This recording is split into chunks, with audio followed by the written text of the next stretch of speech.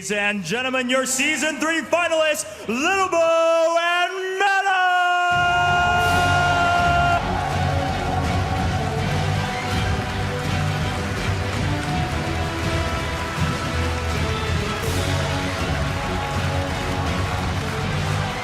What a tale of two players, one man, back-to-back season finals, looking for that ticket to BlizzCon, but his opponent looking to claim his rightful throne here in Poland. Ladies and gentlemen, there's no reason to wait. Are you ready for the Season 3 finals? Well then, let's get it started! Players, enter your battle station! Really couldn't have asked for a better final for the Season 3 finals here live in Poland. Lilbo plays for a chance to represent the entire of the world outside of Korea at the global finals at the end of the year. Mana, from the very beginning of knowing that this tournament would be played in Poland, had one dream, and it was just as simple as to play in front of the Polish audience. But it took a turn for the better for him here. And he's in the grand finals, Todd. It's a fantastic set of two players we have. Absolutely. It's been crazy. These two, they already got to showcase their PvP actually in the earlier rounds. Lilbo in the round of 32, he got to play against Kung Fu Panda. There was also Mana who played against Elfie in the round of 16. So we've seen already what they're capable of, and both of them have been pretty scary in the matchup, and I feel Lilbo probably in particular. There was a lot of timings that he was hitting where he had just a few units more than his opponents, even against Neeb, actually, in the round of 32. He had like 10 more supply. Usually you have 10 more supply, you're like, I guess I'm ahead, it's time to get more ahead. Lilbo, no. He's 10 more supply ahead, he just attacks, he kills his opponent immediately. Mana, all alike. There was this insane hold against Elfie on Terraform, which I don't think any one of us has forgot, where he was down to his last few units. So anything's going to be possible here, and it's really going to come down to who's playing the best in that very serious. Yeah, I mean, it really could swing either way here, Nathanius. But one thing to note is that Lilbo has been so aggressive throughout the week. He has a killer instinct. If he smells weakness, he will absolutely go for it, and he'll easily pick up a win. I think that's what gives us such an exciting final. Both of these guys have really shown the aggressive tendencies when necessary, and also really clutch decision-making in dark times, especially looking back to the series versus Hydra. Lilbo has to make that clutch call to completely switch his build order around after the Robo opening, going straight into double Colossus off 2 base. Like, it's a crazy play, but he has what it takes to make those clutch decisions. But in Control, we have to look at Mana, and you know, we said it in the pregame, we said it throughout the tournament. There's just been something special here that has pushed him in the direction of wins, wins, wins. I mean, it's one thing to win from the comfort of your home and your boxers, and you're like just nothing really worried.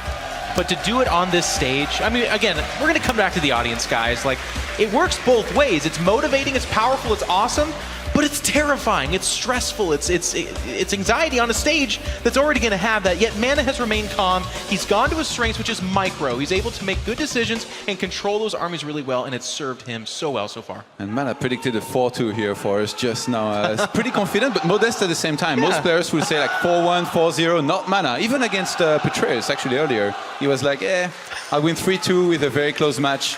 And in the end, he ended up winning. So Mana, you can tell, I don't know what it is about him, like being able to stay so calm and collected, because I know that if I was playing, you know, in my home country in front of so many people, I'd be losing it. But somehow, this is the most focused I've ever seen him. He's like the expert of death stares, but this is the most intense I've seen him looking. Every time he enters the stage, not a smile, nothing.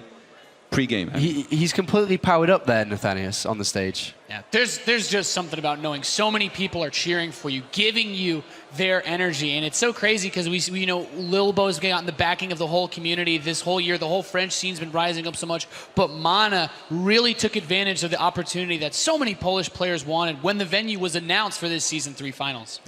Yeah, this is definitely a great victory if Mana was able to do it, but we have to switch our focus back to Lilbo a little bit here. Lilbo, you know, is the first player since 2013 to get towards a final here last season. He's the first player in history to get 2 finals back-to-back as a non-Korean, as a European player. And for the first time since 2013, I know a lot of people at home remember the name Naniwa, of course, played at BlizzCon back in 2013. Lilbo is on the cusp of doing it since then, and it's a remarkable feat, which, to be honest, I don't know if many people thought we would ever see a European player at BlizzCon again. Yeah, it's a great chance here that he has. Everybody remembers Naniwa here, by the way, I'm pretty sure. But Lil Bo, it seems like he's the new kid on the block where he doesn't have as much experience as Mana. But in France, we have a very strong Protoss scene. We have a lot of very good Protoss players. He's won that French championship like, 17 times now, beating guys like T-Drogo, and very consistently doing well against Protoss. Whereas Mana, I feel like he's going to have the seniority. With more experience, he's been playing StarCraft for much longer. So it's an interesting fight, of experience against someone who's rather new on the scene, but does so well here in Lil Bo. Well, I think it's kind of cool, too, because it's been unrelenting aggression from Lil Bo. Like, that's all of his games, guys. He's lost a few in these series, had to come back, but it's always been through his aggression he wins or loses. And for Mana, I think about his defining moments. I think Todd hit the nail on the head. I hope a lot of you guys saw it. His hold against Elfie, where he was down 15, 20 supply in a PvP to come back and win. And we've seen it again, even here. It's the defender versus the attacker, and it's here in the grand finals. Who's gonna prevail? Let's have a look at the map order, should we say now. This is a best of 7. There are no vetoes left, Todd. You've got to play every single map, 7 maps if need be. Talk to us about the map order here. Talk to us a little bit about momentum. Are we going to see aggressive plays at the start, maybe more defensive setups? What are you expecting? It seems like Lil Bo picked the 4-players map here, so maybe wanting to rely on I guess he's good at adaptation skill where, on these maps it can be a little bit unpredictable depending on how you scout. You're going to see your opponent late. So maybe this might be an indicator that he's ready to scout, ready to put in some work, just to adapt very well and not necessarily try to surprise Mana. Even though both players, there is the potential they might throw in something crazy. Dash and Terminal and Moonlight Madness being the last 2 maps with Bridgehead just before doesn't surprise me. I really expected these maps to be at the very bottom. Can't help but feel, Nathanis, if Mana is able to pick up momentum, go 1-0, go 2-0, he'd be almost unstoppable with the support he'd be getting from the crowd. Yeah, I mean, I just can't wait to see as this final progresses. I'm hoping for a close series just because of that. The energy in this venue has been palpable all weekend long. I want to see it peak. I want to see it peak here in the grand final. We could have actually some very interesting games if it comes down to map number 5, 6, or even 7, because everybody has vetoes on ladder. And I'm pretty sure that both of these players, they veto a few maps. That means that they don't play them in PvP. So if they play a map that they don't usually play, who knows what might happen? Proxy Stargate, Dark Shrine hidden on the map. Some crazy stuff possible. Start to get crazy towards the end of the series goes. Let's have a quick look at map number 1 then. So map number 1 is going to be Cactus Valley. You talked about it being a 4-player map. In Control, some other extra thoughts?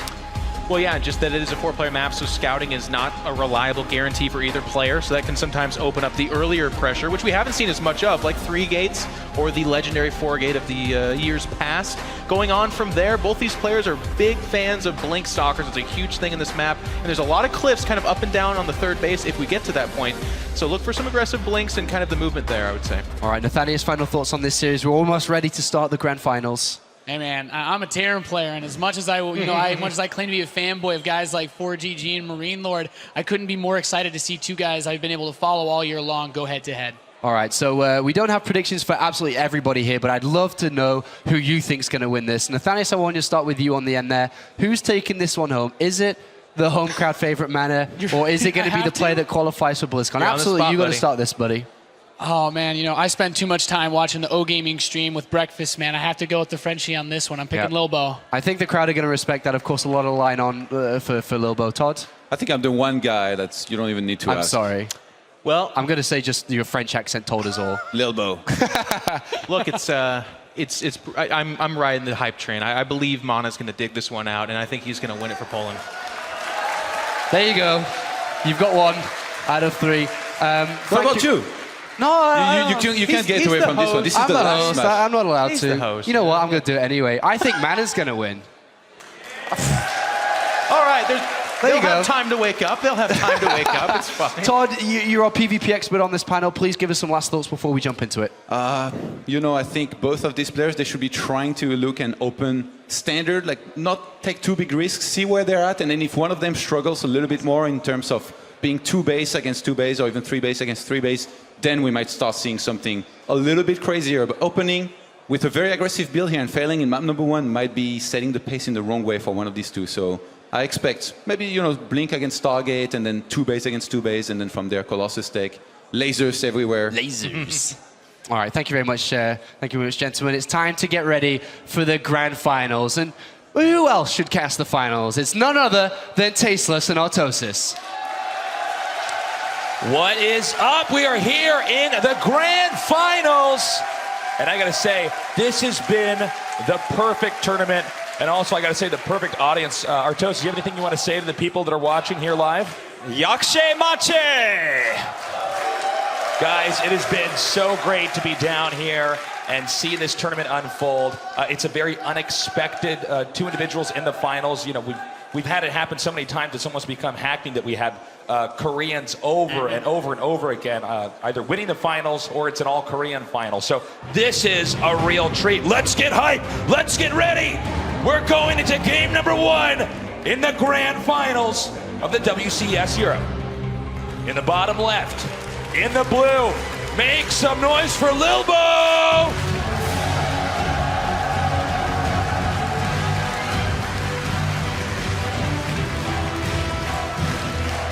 And in the upper right, in the red, from Poland, make some noise for Mana!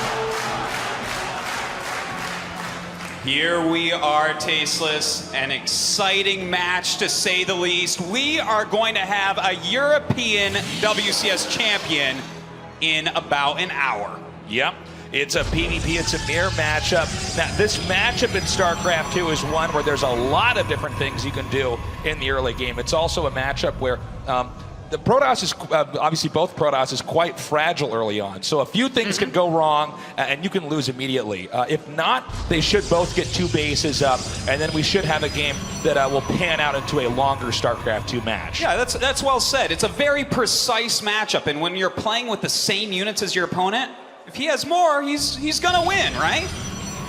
Yeah, you're absolutely right. As you can see here, we already have some probes coming out now. This was mentioned at the expert desk, but I want to highlight this again over here. It's a 4-player map, so unlike a one-on-one map, you know, on a one-on-one map, you know your opponent's starting location, right? So there's plenty of things you can do to try to come in there and punish them. But on this map, because you don't know exactly where they start, you might not find the information in time when you do get there into one of those other 3 starting locations on the 4-player map.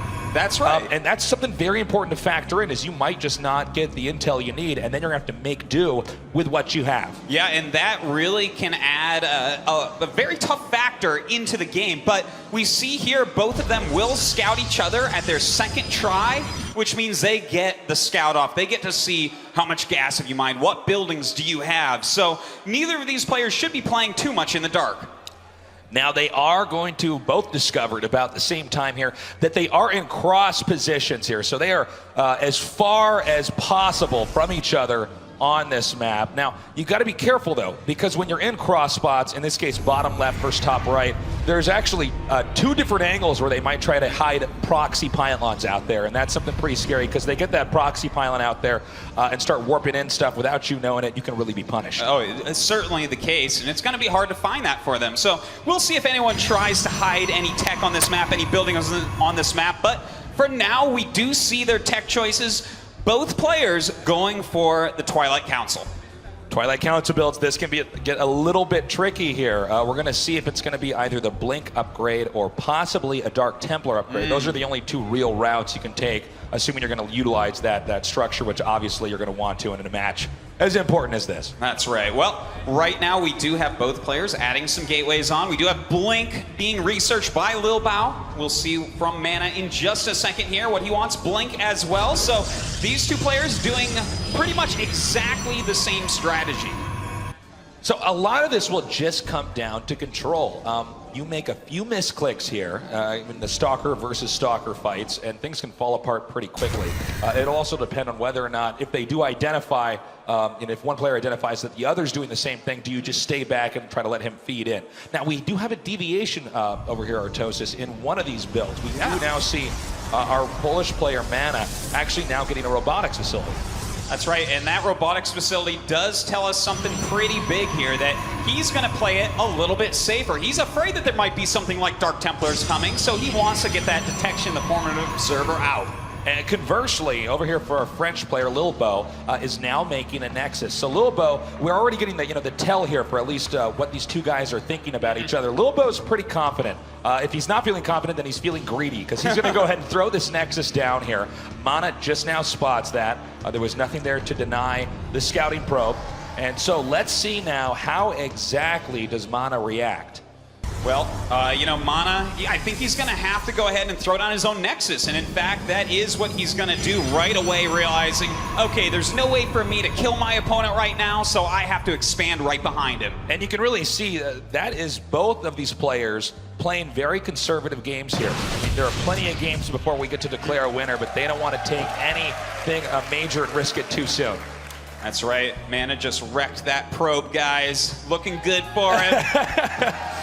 Did deny that probe and also denied the intel that there was actually a... Whoa. What was that? Big misclick here from I think there might be Lilbo. some nerves firing here. Yeah, absolutely. Guys, I've been casting StarCraft for a long time, and that's not a thing. No, you don't just put a force field down in the middle of your choke when you're walking out of it. So a bad play there by Lilbo, and it looks like he wants to be aggressive, although I'm not sure how useful that sentry is going to be with a little bit less energy. Now the Observer sees it, so we have Mana now backing up. Can Mana hang on as this rush is about to begin? We have the proxy pylon hidden, undetected by Mana. Looks like Lilbo should be attacking very soon. Well, you know what, Lilbo, he did go ahead and skip that robotics, so he has more money put into his Stalkers. He has more Stalkers right now, and we need Mana to get this Nexus up if he wants to hold. He's going to need a Nexus Cannon. Here we go, the Nexus Cannon does go up. Lilbo pressing forward, targeting down these Stalkers. And it doesn't look like Mana's going to be able to do very much as they get blinked on top of Mana. Blinks back up to the high ground. The Mothership core goes down with a force field there blocking off the Stalkers, at least for a little bit. It looks like Lilbo's been doing a decent amount of damage. However, with the Nexus Cannon, coming down here, it's a lot of additional damage here for Lilbo. This is a down and dirty fight. It certainly is. He's taking his advantage, and he is running with it. That Nexus Cannon dealing out huge amounts of damage, but he has more Blink Stalkers, and now they're in Mana's base. Looks like we're gonna have some more Stalkers warped in over here for Mana. As Mana desperately trying to chase out these Stalkers, but the Immortal comes out. The Stalkers have to back up, and Mana will be safe for now. Nice hold there by Mana. That was really scary. Lilbo having some killer instincts, striking when he had just 4 more Stalkers and getting some damage done. But when we look at it right now, it's a very even game. Looks like he smells blood in the water. He wants to come in here and possibly do another engagement. Now, he does have a Mothership core with his army. He's unloading Chrono Boost to speed up production. And hold up, the Immortal might go down. Yeah, he targets that Immortal down very, very quickly. It does get a lot of damage off, but we do see Mana with some nice Blink Stalker micro at the moment. Blinking back, trying to keep all of his Stalkers alive, and it looks like Mana should be able to hold. Mana just barely hanging on, but we'll see for how long exactly, as the weakened Stalkers are now getting obliterated. A few more bruised Stalkers still remaining, as Mana just barely seems to be hanging on. That's right, he is up a single Stalker, robotic tech, and 3 probes right now. So Mana has an advantage. He is held against this strong attack from Lilbo very well. Probe count right now pretty even, 27 workers to 28 with Mana and a 1-worker lead. Lilbo is still trying to poke in, but it looks like this should be now the termination of the rush, as he's gonna have to go back and try to build up.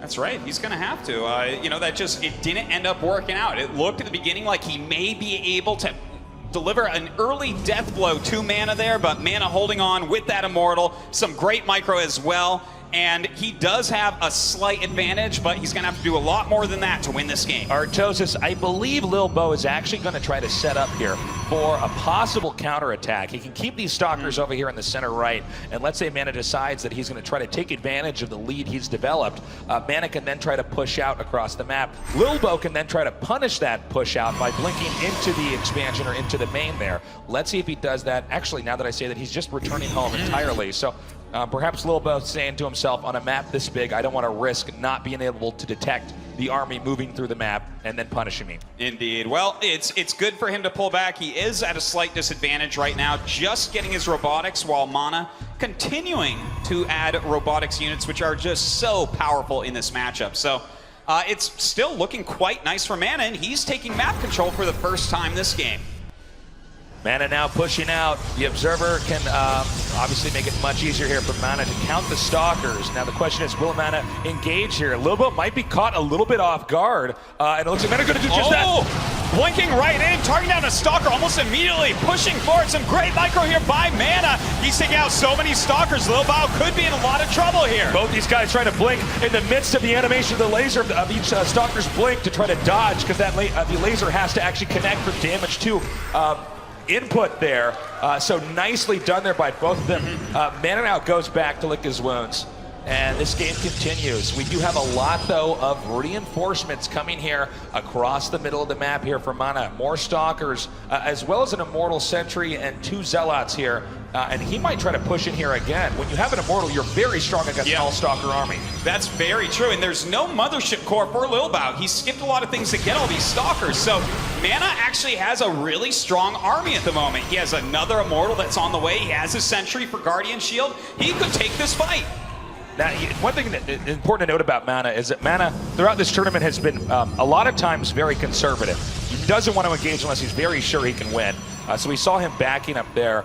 He may try to engage in here again. Normally in a PvP, when you get to 2 bases going on for a while, you're going to get a pretty long game. But at least for now, it does seem like Mana still has some interest in trying to end this pretty quickly.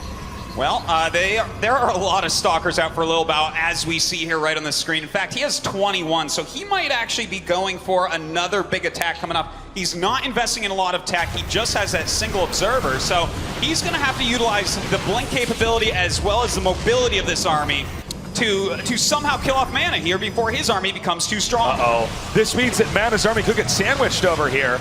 He now sees the Stalkers are completely out of position. Does Lil Bao actually come down here and try to engage the Stalkers? I think he does. Bad news for Mana. He tries to blink out of here, but Lil Bao has a big advantage, pushing forward, taking down so many Stalkers. The Stalker count so reduced here. There are Immortals, but now Lil Bao is gunning them down with very, very good control, and I'm a little bit worried that Mana might not be able to hang on here. No, he's down 7 Stalkers at the moment. He does have another Immortal coming down. His probe's being pulled, but right now Lil Bao with this huge advantage on these Stalkers. Some great blink micro coming out, losing almost nothing.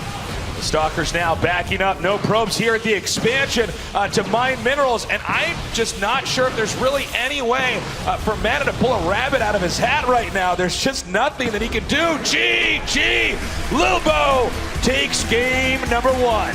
A big smile there on Lil Bao's face. He knows that Mana was ahead at times during this game, but he found Mana out of position with those blink Stalkers and pounced. Some great killer instinct throughout the game. Mana played a very good game there, but when those Stalkers, I mean, when you get them in a spot like that, and that's something that can happen on a big map like that. We were saying this earlier. They're in cross spots, bottom left versus top right. There's so many locations where you're just going to be out. You can be out of position, and that's exactly what happened.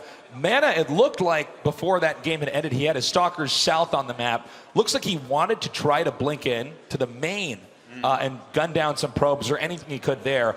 Because he had an Observer, he could, maybe try to see into some part of that, or possibly do some other kind of punishment. But then the Stalkers were moving up to the upper right, and when he saw that happening, he tried to run back up, and unfortunately, he walked right by a weapon of Lil Bao. Lil Bao saw that, went for the kill, and punished. Yeah, Mana hesitated for a moment when he saw those Stalkers blinking. If he had gone straight to blink into his natural expansion, he would have been able to escape with most of the Stalkers at least, and that could have made the whole game different. But Lil Bao was just very quick, very on top of things, and punished Mana instantly. But you know what? That first game, more than anything, shows how evenly matched these two players are. Game number 2 is going to be on Terraform. Any thoughts on these two players and how they should play this before we go into our map? I think we're going to see a lot of mind games coming out of these two. They are, as we just saw, very evenly matched. So a lot of this does come down to what do they do in the early game? Can someone get an advantage on their opponent? Yeah, we'll have to see what exactly they got in store for us here. I think Mana definitely learned a little bit from that last game. Lil Bao, by the way, he won that last game, but let's go back just for a second. Remember when we saw that force field go down? out of nowhere. I mean, I think the pressure is really starting to catch up to these two guys. Well, this right now is the biggest match of Lil Bao's life, no doubt about it. In fact, both of them. But Lil Bao, if he wins this, he goes to BlizzCon, and there's no more pressure than that. Map number 2 is Terraform, as we mentioned earlier. This is a different map by far compared to Cactus Valley. This is a map where you know your opponent's starting location. When you know your opponent's starting location, you can do things like build, gateways or, right outside their base, or make a pylon or a Stargate or anything like that. And that's always a good idea to try to pull off in a best of 7, first to 4 wins, because on a map like that, you could definitely, punish somebody and also disguise the builds you might have. But enough about that. We're going into game number 2, so let's make some noise. Lil Bao against Mana here in the WCS Europe Finals. In the bottom right, in the blue, from France, he is Lil Bao!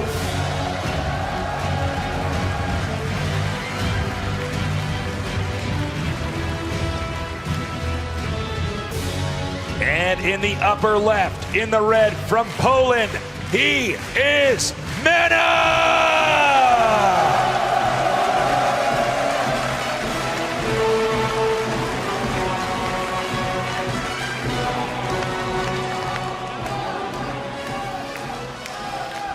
Has got to take this game, I would say, Tasteless. It's really important. If he goes down 0-2, that might get him kind of into a funk. Yeah, I mean, it starts to pile up, right? It really does. You lose one game, it's a best of 7, right? It's okay, but you lose a second game and you're thinking, man, I'm really running out of options here. I'm really running out of room for error. We got the wave going on down here. Fantastic audience here tonight. Oh, I do have to say, guys, here in Krakow, we have been all over the world, and you guys are the best audience we have ever seen. Yeah, best audience by far. And I got to say, man, just one other quick note, that trailer was really sick, Artosis. It certainly was. Certainly was. Finally, the Archon gets its day in the light. That's right. That's you and me in that trailer, man. Turn it into an Archon right there. And the arm that hit the Ultralist, that was the Tasteless arm that hit that. Certainly was. Yeah. Anyways, on into this game. Again, PvP, pretty volatile early on. There's a lot of different builds and little branches within those builds. You can disguise a lot in a PvP, and you can put on a lot of pressure early on. Yeah. So, what's fun about these two guys is because it's a matchup like this, and these two players do have fairly different play styles, we should have a pretty good variety of different kinds of games. Well, I was very interested to see in the last game that Lil Bao was the one going to play a little bit more greedy, whereas Mana wanted to play the kind of safer game. Now, will that occur again here? We're about to see. Yeah, we'll just have to see. Now, they do have the mothership cores out here. Occasionally, you'll see players using that to actually just go in there and scout. No matter what, if they can't get the right intel, that's always one option in PvP. But if you're using that, then you're also giving up the option to use a Nexus cannon. So it's something you definitely have to factor in. Well, we do have the tech choices, and it looks like Mana going for that Twilight Council once again. Meanwhile, Lil Bao with the Stargate. Stargate it is. So we have 2 different paths chosen by these 2 different players. We can get a little bit more specific answers about what Mana's doing once we see how he texts from there. But it looks like for Lil Bao, our French player, he should be going for an Oracle, probably going to try to go inside of the main here for Mana, try to kill off some probes. Yeah, let's see him start that up. Of course, we should be seeing Blink start for Mana. There it goes. He is going up to 3 gateways as well. If he decides to get aggressive, that could be difficult for Lil Bao to end up holding on. But Oracle is a pretty good opening against pretty much everything. Yeah, it's a very well-rounded opening, so it's definitely there's not an easy answer for this, and it's also you can end up winning really fast with it, or you can end up going into a pretty standard game here. With the probe mining the mineral there, that usually means they're just trying to time out to make a Nexus over there. So we're going to have a fast expanding Lil Bao with Mana definitely having what looks like he will just be expanding possibly on his own here as well. So they're going to be pretty even. It's pretty neck and neck right now as far as economics goes. Just a few different tech options.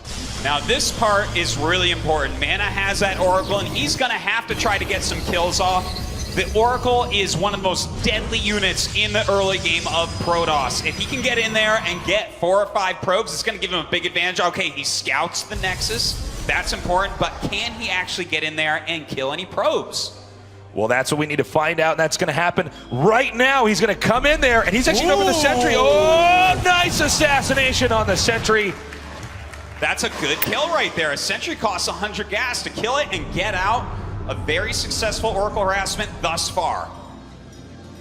So he does manage to do that. Kind of an abnormal harass there. Normally we see the probes targeted there, but I guess he saw the sentry exposed. And, you know, that's 100 gas, guys. That's a lot of gas early on to lose in a unit that really gave you no value in the game because you didn't get a force field up. You didn't get the Guardian Shield up. You didn't make hallucinated Phoenixes to scout.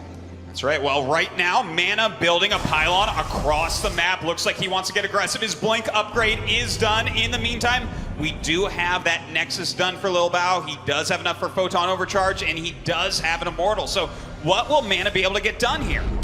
Well, it looks like the Oracle is actually going to come over here and try to do some damage, and that is in the wrong place for that Oracle to be. And he's going to go on the Immortal right now. The Immortal was the counter to the Stalkers, and a Force Field comes down, not doing anything to block, though. The Stalkers right now have Mana zipping around, and they will now blink out of the base after having assassinated the Immortal. A job well done. Indeed, if you can kill off the Immortals one by one, you can gain a big advantage with Blink Stalkers. But if he can hold on to these Immortals, get those extra shots off, they deal a lot of damage to Stalkers very, very quickly. So right now we see Mana waiting for this Photon Overcharge to possibly go off. Maybe he's gonna blink into the main base. Whatever he does, he has to be very decisive. He's warping in more Stalkers right now. Lil Bao on the defense here. You know, with the Nexus Cannon activated, that's not an area he can really enter, but of course, that doesn't stay there forever. You have to have the Mothership Core cast that on that, and he doesn't have enough mana for another cast like that. Whoa! Really unexpected series of events here. The Observer goes down. Now, the Observer was what was giving Mana the leverage because the combo of the Observer with the Stalkers allowed Mana to see onto the high ground and therefore blink into it. So that was a very, very huge moment, and Mana will now retract back into his expansion. That's right, there's really nothing for him to do right now. He can't break in anymore. The army of Lil Bao has become powerful enough. But hold on, a very nice snipe there, taking out the great harassment unit of Lil Bao. He's gonna sleep a lot safer at night after that. And it was pretty crazy too, because you saw Lil Bao actually in like a millisecond was able to at least tag those units so that he could actually see where Mana's movement was. While that's going on, though, Lil Bao, it looks like, okay, look, he's hiding in the bushes. Yeah. Does Mana see? Okay, Mana. Okay, he does have his Observer. He sees, though, that there are quite a few Immortals here. With this many Immortals, he is going to have to make some sentries. He's going to try to destroy these rocks here, and just in time. That was a great play there by Mana. Destroying those rocks to cut off that army from getting across there. That's going to buy Mana a few more seconds, and a few more seconds is exactly what Mana needs. That's right. He's got to play very defensively coming up here. Those Immortals will tear him apart when you have 3. It's very tough to fight with Blink Stalkers, but he did warp in some sentries. That is a good counter to Immortals in the early game. Absolutely. It looks like Lil Bao, realizing he's lost some time here, is going to go ahead and back up. Mana a little bit wary right now about moving out on the map. Sends the Observer into the main now of Lil Bao to try to gather some information, see just how far along he's teched up. Oddly enough, Lil Bao's tech is all actually over here in the upper right in his second base, and you can see there, based off the vision, Mana hasn't found that yet, and I don't know if he's going to be able to get over there. So this is probably a pretty confusing moment for Mana to get down there and say, hey, where is all your stuff? I don't quite have any idea as to where you're at in this game. Well, it looks like we're going to have a Colossus pop out here in just a second. He does end up seeing that Colossus, so that's going to tell him pretty much what he needs to know. And what he needs to know is that he's behind army-wise. He's going to be behind in Immortals and Colossus, which, as we get to the late game, will be the important units that win those fights for you. Yeah, you know, one good rule about PvP is it's really the robo units that end the game. They do so sometimes at the start, but they almost always do at the end. And so anybody who's got a really developed robo tech tree where you got a lot of Immortals, you got especially a lot of Colossus, and you know, you need Observers too. That's something you definitely want to watch for. And this Observer barely does not get out. Nicely done there by Lil Bo, shutting down any intel. And it looks like Lil Bo may take this opportunity now, since he can move freely without the knowledge of Mana, to move out. But Mana has these Stalkers over here, and he may try to do a counterattack into the expansion here of Lil Bo.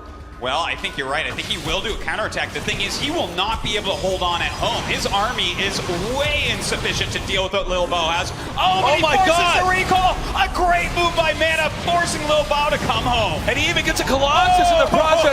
Absolutely insane play there by Mana, forcing a run back there, a retreat there from Lil Bo, and taking out one of the most important unit in the PvP army, especially thinking, oh my God, he's gonna actually go in for again. He's coming he's back crazy. for more. Mana wants to do another counterattack. Coming in here, the Nexus Cannon does go off, but it looks like Mana gonna continue to push forward here. A blink forward into the main base, and there is nothing here to defend. Lil Bo just gonna go with the counterattack. But the other question we have to ask ourselves is, does Mana have enough to defend from an even bigger army attacking back at home? I'm not sure he does. Nexus Cannon activates Immortals and Colossi and Zealots in trying to get into position here. All right, some great force fields do go down. There's only one Colossus there, so it looks like he is targeting down this Nexus. He should be able to get it without a big problem. But in the meantime, those Stalkers clean up probes at his home too. He gets the Nexus, but the question is, can he actually get away? Mana now chasing down these Immortals, even with probes in here. He's gonna get the probes to try to block in front of him! The probe drill to capture all of the Immortals. A brilliant and beautiful move that we never see out of Mana. Now the counterattack from the counterattack kicks in here. I don't know exactly if Lil Bo's gonna be able to hold this. It's gonna be tough, but Mana needs to do damage, and do damage quickly, because he's already lost his Nexus. That's right, but he has a way better army. He has 3 Immortals and 3 Colossus against 0 Immortals and 0 Colossus. So it's just gonna be Stalkers and Zealots trying to hold on for Lil Bo. But Lil Bo is in a good position over here, just outside the expansion, his own expansion. He's gonna try to come in here for a flank, and he's gonna do that right now. Right, a Colossus does pump out for Lil Bo. Lil Bo coming in with a flank from 2 different sides. Nice Colossus micro coming out here for Mana. Mana pushing forward, takes out the Colossus. The Stalker's gonna fall as well, and it looks like Mana should be able to clean up this army. Mana doing a fantastic job, but we need a few more reinforcements in here. Remember, Lil Bo still has additional gateways by comparison. He's trying to come in here right now. And Lil Bo just does a great job. Oh my God. The fact that he held on there, Mana had way better units in his army, but a great flank, some nice micro from both sides. Being able to take down that army with that additional Nexus still in play, Lil Bo is crawling right back into this game. Lil Bo, looking just fantastic. The Nexus is going to finish here now for Mana, so they'll be on even bases for the time being, but it is double Robo production compared to, I believe it's single Robo production here for Lil Bo. Lil Bo may gear up for another attack. I would assume he's waiting for another Colossus to come out. You really have to wait. Once a Colossus pops out, you're either going to wait in your base or you have to leave immediately. You don't wait until a Colossus is like halfway done. Indeed. It's really the strongest unit in the Protoss arsenal. It's the one that does so much splash damage from such a range. Very hard to kill. But right now, we do have Mana moving across the map with those additional Colossi. As far as army size goes, it's pretty close right now, but the Colossus count does go to Mana. Okay, Mana now coming in here right now. Oh, and a time warp there to try to get that, but a counter time warp there to slow down the Stalkers from getting on top of the Colossus. But he does have Blink as well. A great move there by Mana. A third Colossus coming in. Mana with some great micro here. The Zealots trying to come up, not able to do anything. We do have a lot of Stalkers though walking forward, trying to target down these Colossi, but Mana blinking over. A beautiful attack here by Mana, and he should be able to finish off Lil Bo now. He's going to try to come in here and go for the kill. It's 3 Colossi. That's so much damage. And a Blink forward on top of the Colossus. Will the Colossus manage to get away? It does not. And an excellent kill there. Mana really cleaning up this game. But at the same time, there's just, it looks like enough Stalkers and Zealots and another Colossus here. It's a bit of a seesaw battle. GG! Mana wins! Fantastic! It was so neck and neck right there at the very end. It certainly was. It was pretty wild. They were just down to a few more units, but then you saw On the mini-map there, some more stalkers coming down there. And the additional warp in at the end, really sealing the deal for Mana. Lil Bao, though, with some amazing holds there in the mid-game. These two just fighting tooth and nail, and now it's tied up 1-1. I gotta say, these guys are so evenly matched here. Lil Bo, he's been doing a great job, but Mana, he does seem to adjust. And this has been, I guess, the story of this entire tournament is that Mana always, even if he loses the first game or loses the first 2 games, he manages to read his opponent correctly. We saw him do the same thing as well to 4GG. It's just very impressive, and I'm really curious to see how game number 3 actually turns out.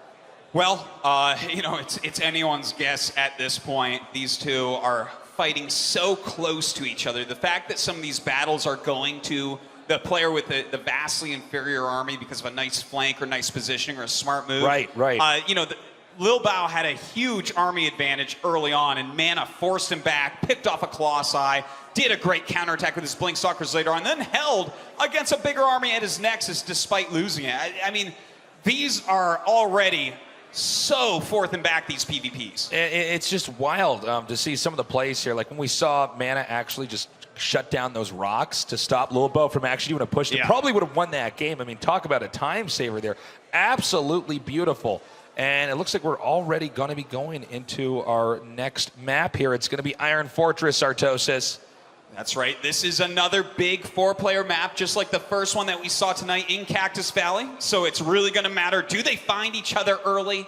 Does someone miss that scout because the map is too big? A lot of tricks could be played because of it. This is a very cool map, PvP. It is a map, though, we were saying earlier, with these 4-player maps, you don't always get the scouting that you really need. So it can be tough. Let's see exactly how they decide to open as we are now ready for game number 3. Let's make some noise. This is the WCS Europe Season 3 Finals. Down here in the bottom right, in the blue, from France, it's Lil Bo.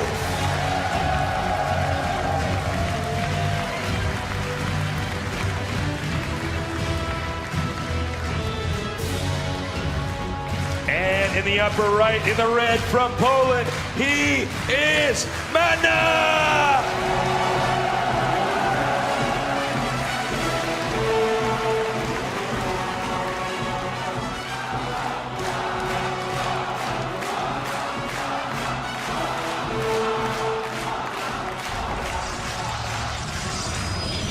All right, here we go, guys. They're both hugging that right-hand side of the map. We'll have to see in what direction they scout, if at all, who finds who first. And of course, keep an eye on these build orders. So far, Mana has really favored Twilight Council openings, whereas Lil Bao has mixed it up a little bit more. Well, on this map, with it being so close together, I would say... Now, actually, let me ask you this, Artosis. I'm not totally sure. Would you think a Stargate opening would be good, assuming they knew the spots? Or would that be bad because they're both, if they were to both go Stargate, they'd interact with each other by bumping into each other by air, right? Yeah, I mean, that is a fact. Stargate can be great on big maps because it's just so mobile. You're not really going to be out of position with your main army. You're just going to be flying around with 1 or 2 small harassment units. So definitely can be a good one, but that makes it a little bit predictable. And for instance, if both of them do go Stargate, and one of them guesses that the other did, they can go Phoenix instead of Oracle, which gives you almost a free victory. Well, it's going to be that standard PvP opening, Artosis, for both of these guys. They're going to go ahead and get the gateway, then get the cybernetics core, and that's really where we get to see this matchup actually unfold, is what tech are they going to pick here off the cybernetics core. And, they got several different options. Occasionally we see 2 gates try to mask or disguise what they're doing for a little bit. Other times we'll see them go into a Stargate or a Twilight Council, sometimes even a Robo. That's right. Well, right now, Mana, once again, for the 3rd game in a row, going for that very quick Twilight Council. Now, he is the only one that's going to scout off. Lil Bao has just decided to skip scouting altogether, knowing there's a possibility he misses his opponent's base. So he doesn't have a lot of intel. This was a Protoss versus Protoss style that was actually caught on in StarCraft 1, which was because you think it's only one probe, it's not that many minerals if it's not mining and scouting, but really in the early game, it's a lot. So some of these Protoss players in PvP specifically will actually just sit back and wait until they have better intel, or I should say macro up and then get intel much later. And what they'll do is they'll do a kind of all-encompassing safe build. Well, safe.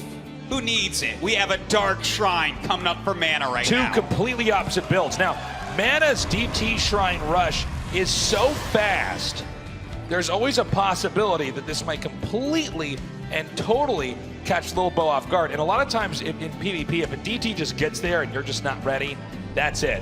The DT's one-hit your probes and you die. Well, right now, Lil Bao doesn't have... Oh, Lil Bao just started a robotics. That means he can get that detection out, get that observer out very quickly, and detect the DT. But will he have an observer there when the first Dark Templar comes? Sometimes you send it out to scout right away. It happens so often. It's a tough one, and especially, I mean, let's go into Lil Bao's mind for a second. He hasn't really left the map. I guess he's just now sitting out one probe, but for the time being, I mean, you know, he doesn't know what's out there. He might, if that probe can't find anything out, he might have to send that observer out to figure out what on earth exactly his opponent's doing. Well, right now that Dark Shrine is finishing up, lined up with that Warp Gate very nicely. We should see Dark Templar warped in momentarily. Here we go, 2 of them. He's really committing to this. 2 DTs, you know, sometimes people only make 1 because the DTs are so expensive, and when you tech to it, you don't have a lot of wiggle room post-rush with the DT, and if it doesn't do damage, you can be in a lot of trouble. But the DTs are coming here now. There is a sentry. The observer is already on the way. The 2 Dark Templars walking up, one going towards the Nexus, one going towards the ramp. Gonna start hitting these stalkers who are on hold position to stop them. No force field. No force field was there. That observer's about to pop out. I don't know if these Dark Templars are gonna do much damage. Here we go. And look at that, the sentry gonna force field the ramp. Beautiful move here by Lil Bao. He's gonna trap and kill both Dark Templars. And that's a huge blow there for Mana.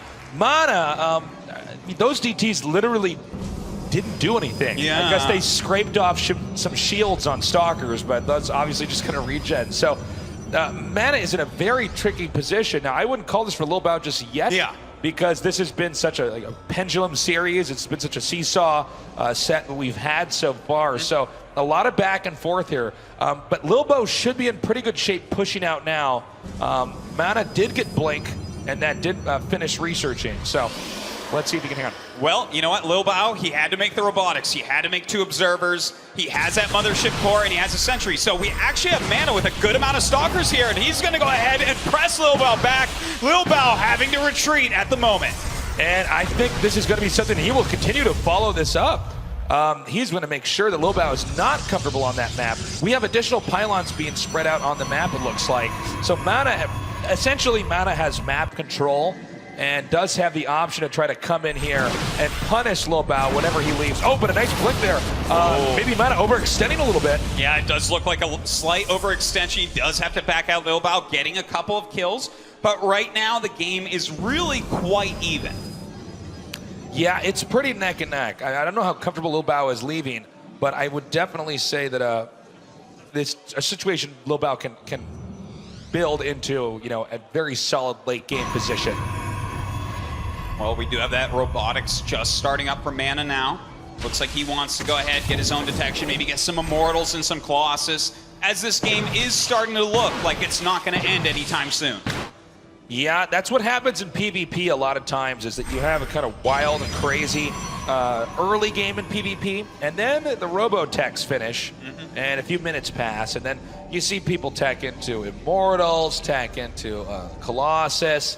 And the problem is there's really like a defender's advantage with that, right? Like, if we're both making Colossi and I attack you, I'm just going to have my stuff. I'm going to have more of it because you had to walk across the map to get it, so I should have one more Colossus. But, well, hold up here. We have kind of a surprising move here from Lil Bao to move out. Yeah, he's trying to feel out where he is exactly in the game right now. See if he can maybe have a few more stalkers than his opponent here.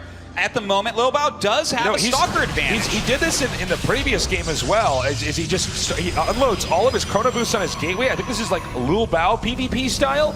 Well, he is pushing forward. He does have a slight advantage with that. Of course, Mana does have, well, he actually does not have a Mothership core, so he just has to use his Blink Micro here. The Zealot's coming forward, tanking a lot of damage, dealing a lot as well. Ilbao continuing to press forward here. A Dark Templar getting warped in. That can add a lot of damage as well. Does get targeted down, though, because he does have that Observer. Oh, the Stalkers from Mana are stuck in the back. When they try to blink away, this gives a beautiful concave over here for Lilbo, and that is just, I think that might just be too many Stalkers, or does this GG?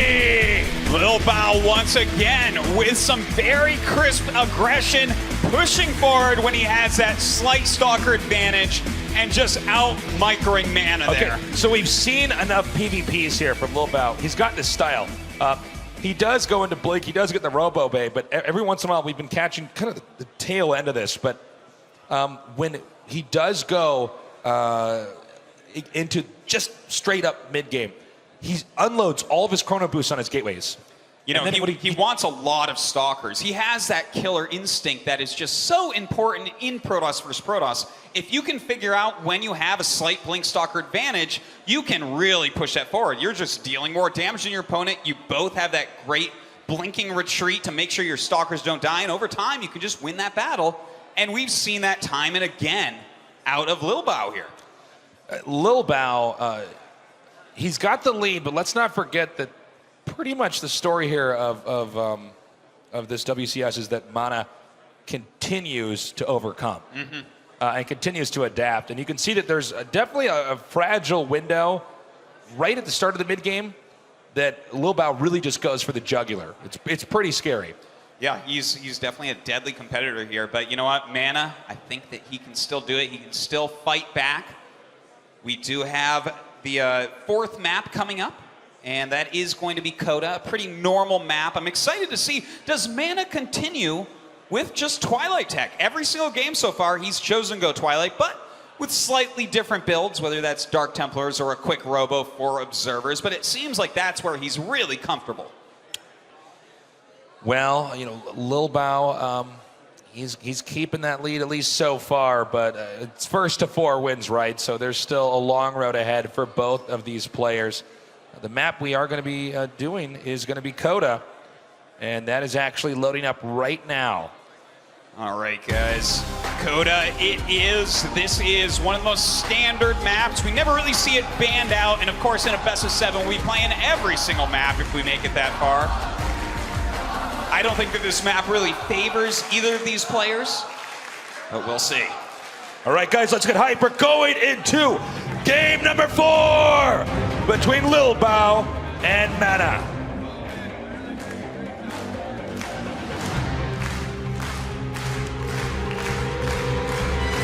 In the upper left, in the blue, from France, he is Lilbao.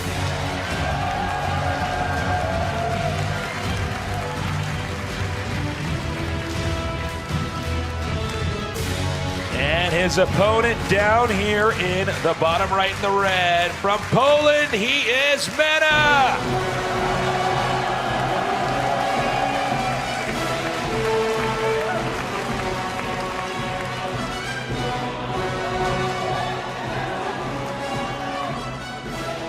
This is a big game right here. If Mana wins, he ties it up. If not, it's match point for Lilbao for the rest of the evening.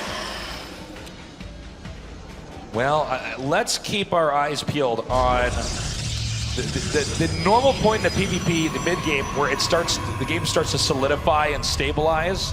Because in most of the StarCraft matches we cast our toes is when it gets to that point in time, then we see the Colossus tech start.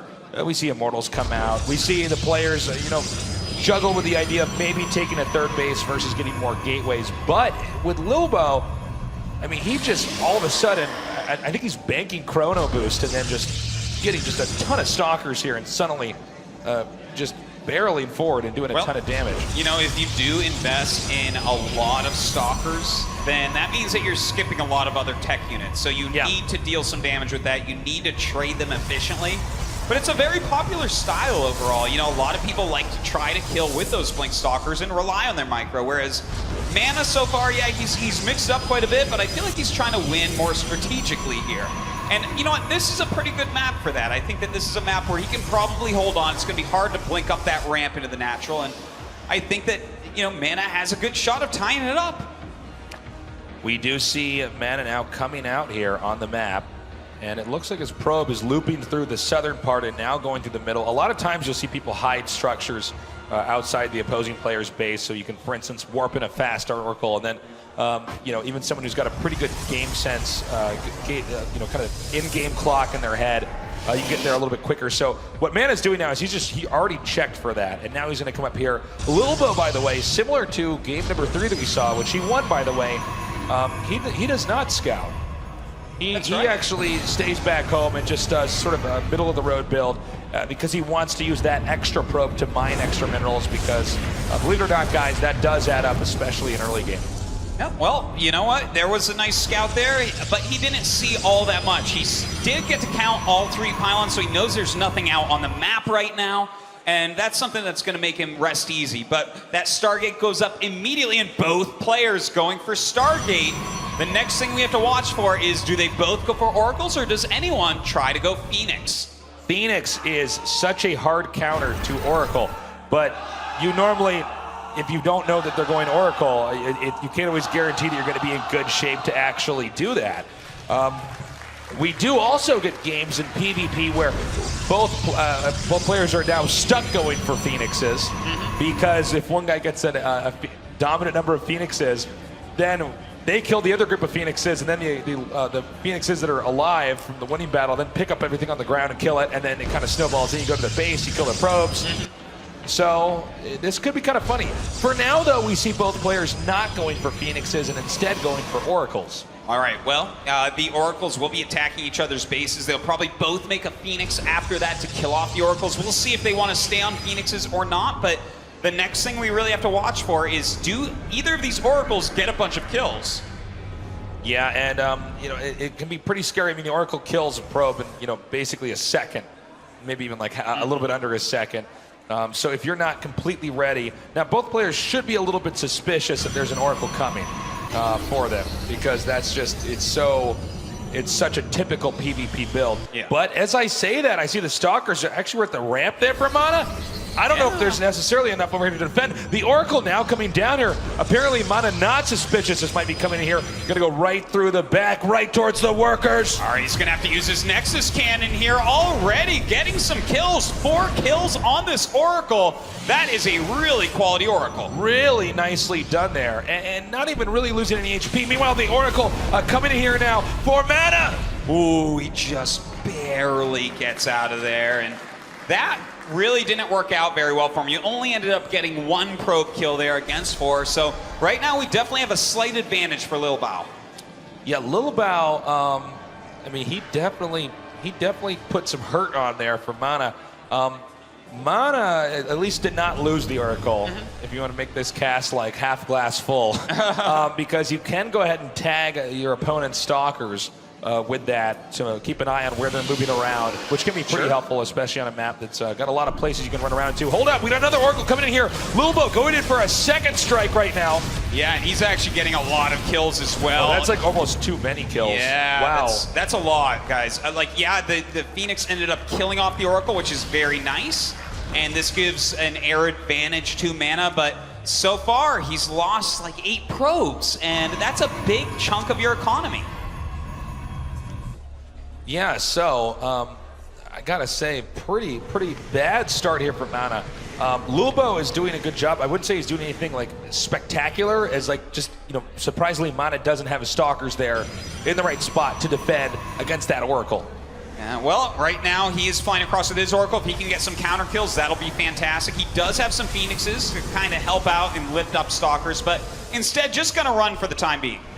Oh, and he's going to come in here with these extra Phoenixes in air versus air to try to go ahead and take out some of these extra Stalkers so they cannot get away. Well, you know what? He does end up killing one off, but we have more Stalkers here for Lil Bao. He is going to go ahead and chase Mana out of here. Mana continuing to make some Phoenixes, Lil Bao as well. And if they keep on this route, that's going to be great for Mana because he has that Phoenix advantage. Yeah, it's kind of... This is really fun to catch PvPs where it does get into mass Phoenix. We also just recently, when we casted SOS trapping with the mass Phoenixes, it was pretty wild. We might have some of that here.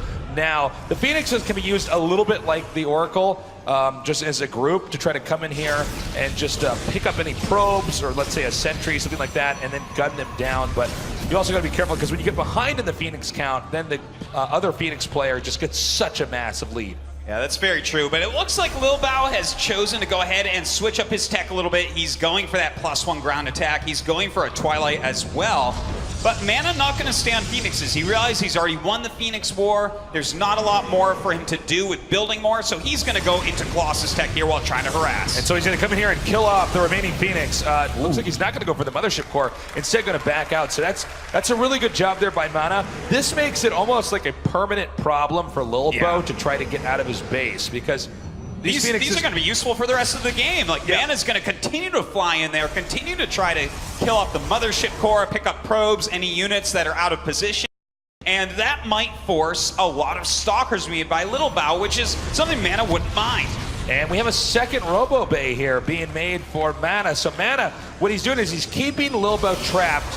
Even though Lilbo's got a lot of strong gateway units, he doesn't have any real way to get out of his base. And then we're having like a tech leap here from Mana, where Mana is just going to get so many powerful Robo units that should kind of clear this gap where Mana would normally be vulnerable but can't be attacked due to the Phoenixes. Well, right now, Mana, he got a good scout off. He saw a lot of gateways. He realizes that Lil Bao is once again, like you were talking about before, Taste, is going for mass Stalkers. So if he can get out enough Immortals to complement his Phoenixes, he is going to be in a great position. Well, he's pumping them out 2 at a time, but then again, that will not be enough if their Stalker blinks are going to have to get in there and assassinate those Colossi, or excuse me, Immortals before they actually get the shots off they need to have. You've got to also sometimes be conservative if you think you're about to be attacked here with the Phoenixes about do you want to use all of your Phoenixes to just help defend and pick up half the army while the Immortals dish out damage.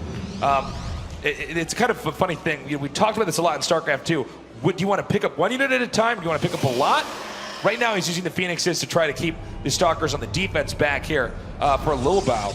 Well, he's doing some reasonable harassment, keeping Lil Bao at home. Lil Bao has a gigantic ground army right now, but we do have Mana making some Colossus. He's already got 4 Immortals. He's already got a good amount of Phoenixes, and adding in these Colossi, that is going to make his army just much better than Lil Bao's. But right now, he would lose a heads-up fight. So he's going to sit at home, continue to defend, and get exactly the unit composition that he needs to win this game. Yeah, it's kind of cool to see the different entrants into, a very stabilized mid-game, kind of pushing towards late game here from both of these guys. But Mana, not having another base has to really do something pretty quickly. However, Lil Bao's actually moving out. All right, I didn't expect this. I thought he would stay back home. Well, Lil Bao, he has to press his army advantage. These gateway units that he has, the Stalkers and the Zealots, they won't win when both of these players are maxed out. They need to go do something right now, so he is pushing forward strong. All right, he's coming down now. Is Mana going to be able to hang on? We do have some Templars back here at home. There are Immortals and Colossi here for Mana, ready to defend. All right, we'll see if he does anything. We do have the Phoenixes doing a counter. Oh my God, that was so good. Oh, beautiful feedbacks there by the High Templars. He literally set him up. He literally was completely duping him. He wanted that army to come out, and he wanted Mana to get greedy, try to come in there, take out some probes, and punish his opponent for being on the map. But there was a Templar for each Phoenix, so he could feedback that, just use the energy, their mana, and turn into damage and just destroy him. Well, right now, it may be looking to a lot of people out there like Lil Bao has a great advantage. He has a very strong army, he just killed off those Phoenixes. And hey, he has his 3rd base up in mining. But Mana's army right now is getting ridiculously strong. He's already got 4 Colossi and 4 Immortals. The closer we get to 200 supply on Mana, the more one-sided his victory in a battle will be. And there is a possibility that Lil Bao might have to do something about that. But the problem for Lil Bao is that he can't get up the ramp over here to the second base of Mana because the Colossi are just so strong. They all fire in a line. It's like, moving your army through a funnel. But Mana now moving out Artos. He's at 163 supply. It looks like he's decided he has that critical number of Colossi comboed with Immortals and also backed with enough meat in front of it like Stalkers and Zealots so that they don't take the more central key units, the robo units, don't take that much damage. Well, right now he does feel that way, like he can do something now. Lil Bao just needs to get a big concave. Notice him spreading his army out here. This is brilliant. He needs to make sure that he's flanking from multiple angles to make those Colossi confused, to make them so they aren't focusing their fire on a big clumped army. Look at this. He's even getting some more pylons up here. Anything that maybe can draw some fire, anything that can allow him to warp in under a Colossus maybe, anything. So he's going to go poke up here. Now this part is really important. If he comes, he needs to throw down a time warp. He needs to slow this down and let his Colossi deal lots of damage. Lil Bao being very cautious here. Mana as well. This is a nail biter here. Lil Bao just is trying to hold his position for as long as possible against a very powerful tech army. He's slowly but surely poking in. All right, here we go. 8 Colossi, a couple time warps going down. We have Lil Bao pressing forward, a huge concave of Stalkers, but these Colossi are dealing so much damage. Unbelievable. The Colossi dealing damage, but the Stalkers blink up. Right now, he has to have as much as possible in front of the Colossi to block off the other Stalker zealots and everything, and it looks like he does! Mana pushing forward now. The 4 Immortals still alive here in the front, beating up those Stalkers. Lil Bao retreats for the time being, warping in some more units, doing the best he can, but Mana, he's only on 2 bases against the 3 of Lil Bao. He needs to continue to press this advantage. And we have the perfect plan here from Lil Bao. He wants to warp in Zealots to counterattack, to try to distract Mana. But Mana, though, he might be able to just poke into this 3rd base. He's going to destroy these rocks and head northbound. Well, right now we actually have Lil Bao running around the other side of the map. Mana is way out of position right now. He doesn't even have mana for a recall. So this is a big deal. Lil Bao making a very strong move with this counterattack. Right now we're in a bit of a base trade scenario, but there's more base for Lil Bao than there is for Mana. All right, it looks like he's going to be able to go ahead and kill these Nexi off. We have to really take a look at how many minerals both these teams have, and it looks like right now these 2 Colossi going to be picked off by the Stalkers.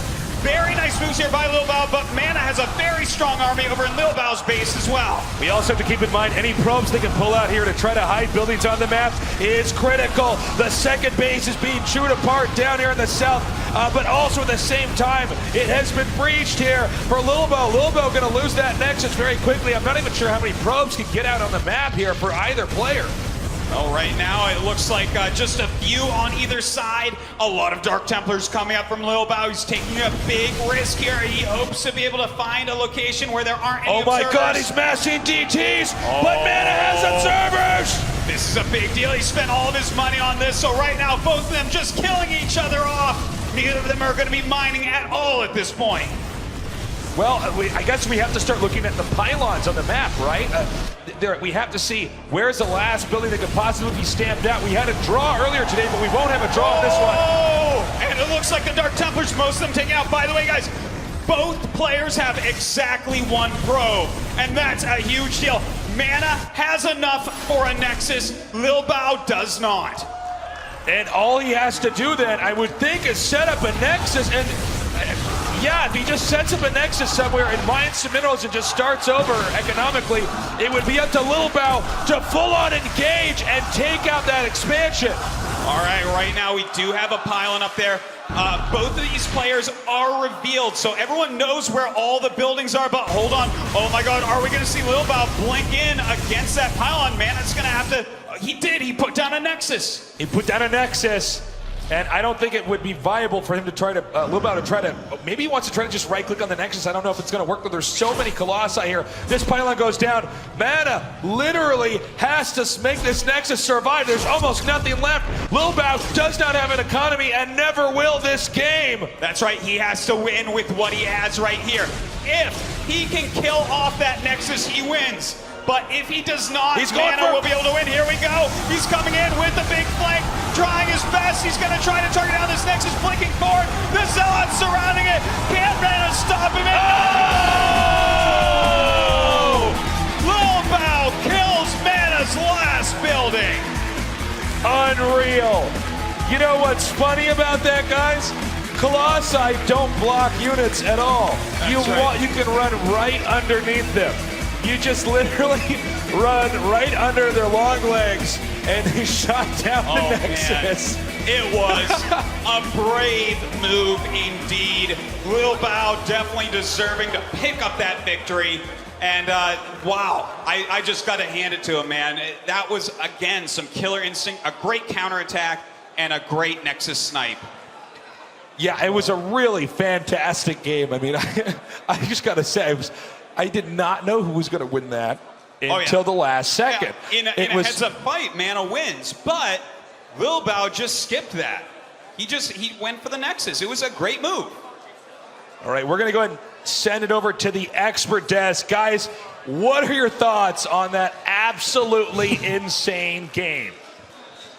Thank you very much, Taste. Our thoughts. We're mind blown after that last game right there. We'll get into that in a little bit, as we do want to look at it a little bit closer in a couple of moments. But Roddy, you've been watching the series with your eyes glued to the screen. Many times you've said, Mana, you've got it, No, Lil Bo. Yeah, I'm still lost for words over what just happened over there. This was probably the only moment in history where instead of using the money that you have to go for a Nexus, build like 2 assimilators and 2 pylons, because those would have never died. You know, Mana's army was so much stronger than Lil Bao's army. That's insane. Like, I don't know how Lil Bao keeps winning these games that he's not supposed to win. Even in game 1 on Cactus Valley, he's not supposed to win that game anymore, but somehow there are 15 Stalkers, blocks it with a forward blink, and Mana's Stalkers are trapped. I don't even know what I'm watching, Sean. I mean, what is it? Is it just Lady Luck on his side or what, Pig? He's got killer instincts. I mean, who in that position, they scout the hallucinated Phoenix and says, you know what, I'm just going to split my army, I'm just going to jump on this Nexus and focus it down. Like, there's so many decisions like that where he's just being clutch and he's been in Mana's face. Going back to game 1, non-stop blinks right on top. I think he's kind of just throwing the kitchen sink at Mana right now, and he's somehow finding these openings. Yeah, I mean, we've seen the most amazing micro battles. Like, normally, Stalker for Stalker, it's like, okay, we see that every day, all day long, but to see these two guys do it on this stage in these incredible matchups, it's amazing. And like Kevin talked about, I really liked the Blink Stalker block that basically won the game. It did. Like, he's like, oh, I'm going to make that choice right now. And he did. I mean, a lot of times those kind of blinks, by the way, can be your death. But in that case, he made the choice as fast as he could to win that game. It's just amazing. I still feel that there is hope left for Mana, because I do feel that Mana is starting to get a pretty good read on the way that Lil Bao is playing. Yeah. Like Lil Bao's style, you can be always aggressive against Terran, you can always be aggressive against Zerg. Protoss, it's hard to attack into Protoss. Blink Stalkers are good, but they're not good against Colossus, you know, Zealots and Immortals. And I feel the way that Mana approached, you know, game number 2 in particular, where he's just opening up Blink Stalkers himself, then go up to Colossus, Lil Bao will attack you. That's just what he does. Yeah. Even on Coda, like I really felt Mana's playing that game is like, I know you're going to attack. You're not making Colossus. I know you're going to attack. Eventually, that didn't really happen, but Mana's army was still so much stronger. He did almost everything right on Coda, other than the fact that maybe he should have gone up to 3 bases, but that ending is just insane. I can't blame Mana for that. Well, let's take a closer look at that ending, because everyone was just absolutely mind-blown by that. That should have been a Mana 1. We have it on screen just coming up for you guys at home in a couple of seconds.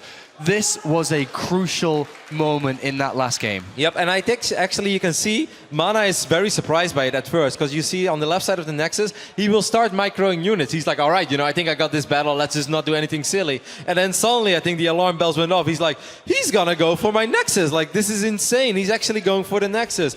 A great call by Lil Bao. The only way he was ever gonna win this game. I mean, splitting his army so well here, coming in from 2 sides. He's moving. You can see that on the left-hand side. The Colossus splash is minimized, and he just barely has enough damage output. Oh my God! For it to come down to such a tiny decision, like you said, to point out that he was misjudging. That's like, no, he's coming here to fight me. No, he's going after the final building. And so many times, by the way, that probe in the back throws down a pylon as the building gets attacked. I mean, if Lil Bo's not so lucky in that situation, you're dead. He's not getting a second attack. What should he have done differently then? If he'd actually identified that this was going to be a Nexus, rush towards that, what should he have done? I mean, like, looking back at it, like, if you look back at it, the best thing that Mana could have done is build maybe 2 pylons and 2 assimilators, and no way that all 4 of those buildings will die. But 99 out of 100 times, dropping the Nexus is the correct choice, because you're actually going to start mining, and that puts the timer on your opponent. Maybe he could stand a little bit more forward. The further away you stand from the Nexus, the quicker the Stalkers have to blink. They blink, and they're not even past the army. The Zealots will start eating shots. But he wasn't thinking that way. No, that's of course. the thing. Mana was never, not for 1 second did he think this guy's going to suicide on my Nexus, because who does that? Well, Lil Bao does it. Lil Bo does it, and Lil Bo goes up 3-1 in this series. A massive result is so close to happening here for the Frenchman. If he wins the next map, he will qualify for the global finals and play at BlizzCon. That next map is coming just now. We're going straight to the commentators. Let's do this. All right, guys, let's make some noise. We are going into the next game with Lil Bao against Mana. That's right, it is match point for the rest of the night. If Lil Bao wins one more game, not only does he win WCS Premier League Season 3, but he goes to BlizzCon. And we are ready to get into this game here. Right now, Mana needs to make a comeback or Lil Bao is going to take this championship title. In the left side of the map, in the blue from France, he is Lil Bao.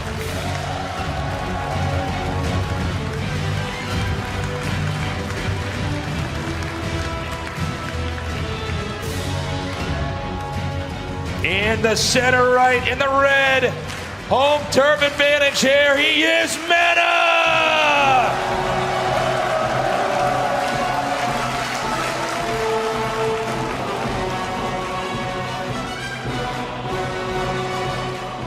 Both of these players have just grinded through an epic season of WCS Premier League.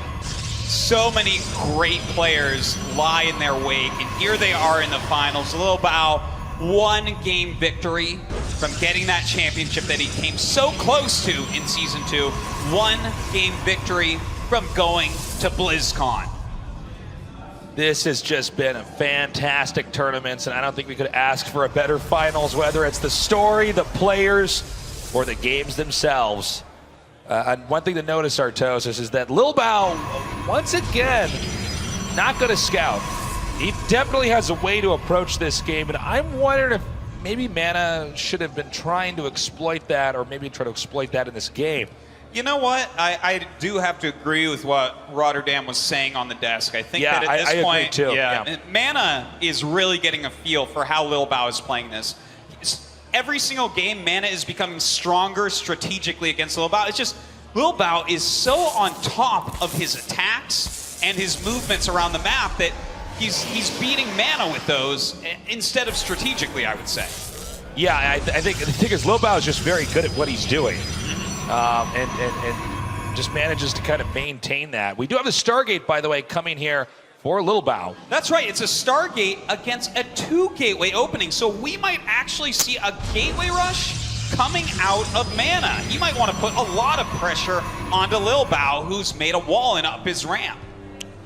Yeah, and we haven't really seen much play like this from Mana here yet in this series. Again, a lot of the games here, Lil Bao very strong in the mid game. Mana, I think a very smart player. This guy has been playing all the way since back in Brood War when he was very, very young, was a representative of the Polish scene as a national member, very young in StarCraft Brood War.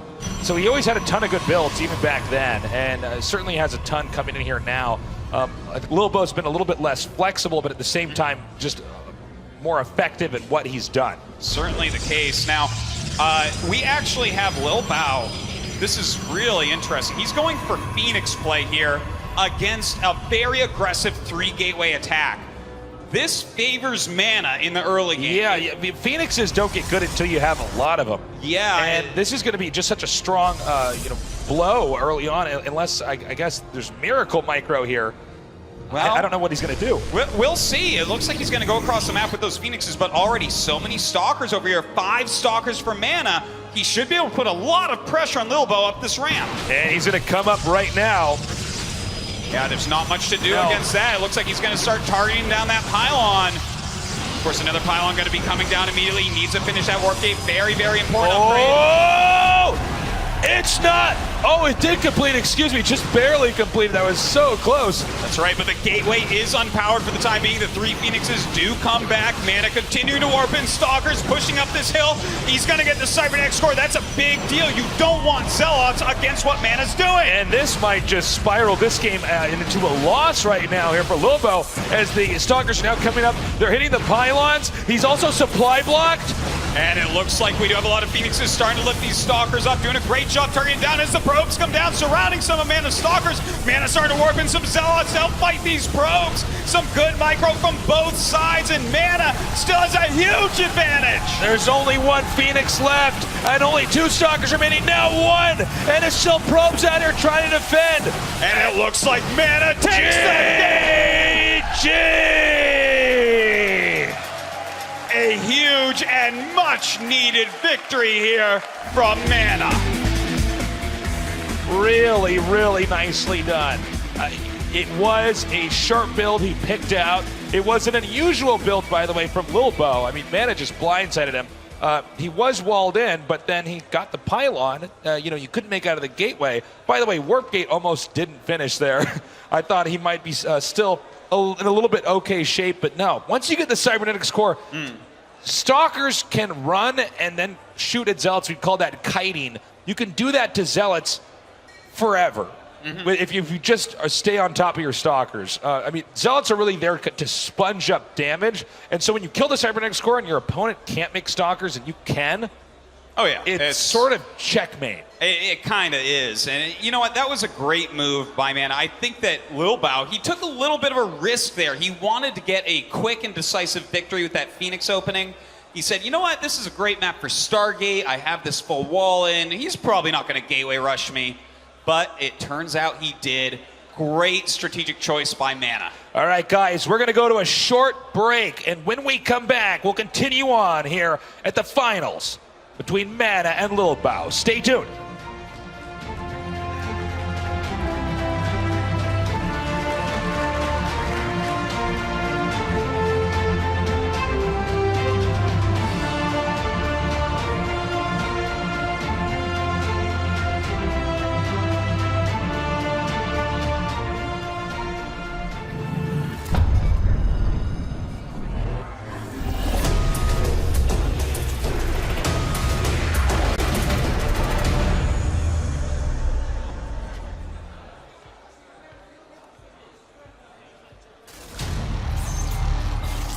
I move objects with my mind.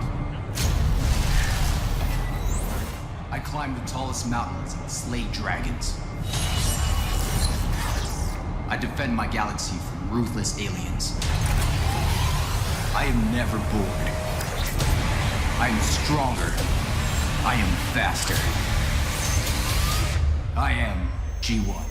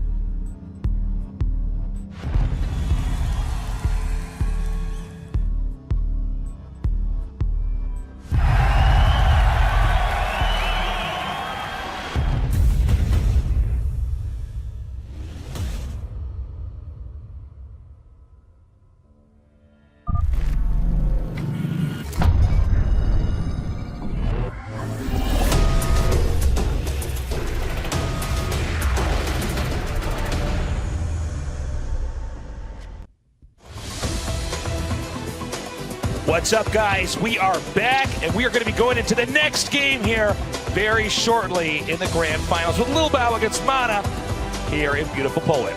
That's right. An awesome city, Krakow, a greater crowd even than that. And one of the most fantastic tournaments that I've ever had the pleasure of casting. Yeah, it's been a great story for each player, great games. And I gotta say, I mean, the way some of these games are ending is just, it's fantastic. Mana seems to be adapting, but Yes. Lil Bao is still in the lead. That's right, it's 3-2. This is once again match point for Lil Bao. If he wins here, he wins WCS Premier Season 3, he goes to BlizzCon. It is so big for him, but if Mana can win this next game, tie it up, bring it to game number 7, he's gonna have that huge momentum and, of course, the crowd behind him as well. Isn't that what he's been doing this entire time? I mean, he gets behind and then he comes back. Our next map is going to be on Dash and Terminal. This is the craziest map. It's a really weird map. There's so many different strats you can do here.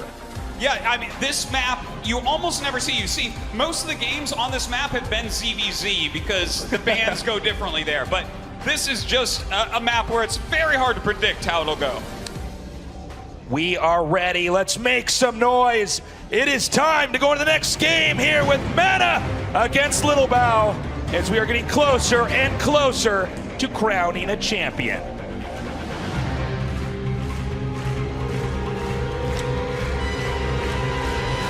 Over here in the top center, in the blue, he is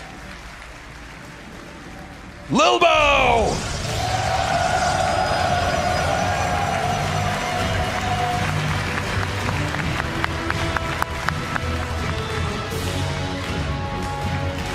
And in the center right, in the red, make some noise for Mana!